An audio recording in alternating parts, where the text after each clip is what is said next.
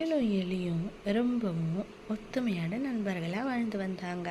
அவங்க எப்பவும் சுட்டித்தனம் பண்ணுறதுக்காக காட்டுக்கு போகிறது வழக்கம். அதே மாதிரி ஒரு நாள் அவங்க காட்டுக்கு போனப்போ ஒரு பறவை கீழே முடியாமல் தவிச்சு படுத்து கிடந்தது. இதை பார்த்த 2 பேரும் என்னதான்னு பக்கத்தில் போய் பார்த்தாங்க.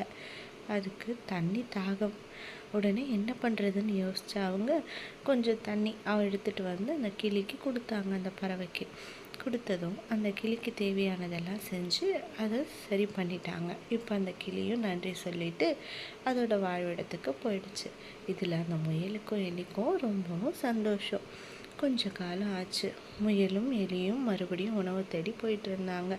அது கொஞ்சம் கொஞ்சமாக வறட்சிக்கான காலங்கிறது அவங்களுக்கு தெரிஞ்சு போச்சு.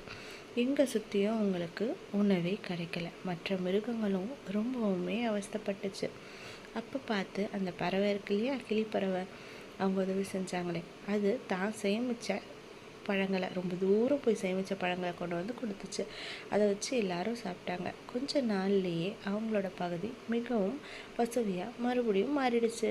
இப்போ தான் அவங்களுக்கு புரிஞ்சது, செய் நன்றியை எப்பவுமே மறக்கக்கூடாது.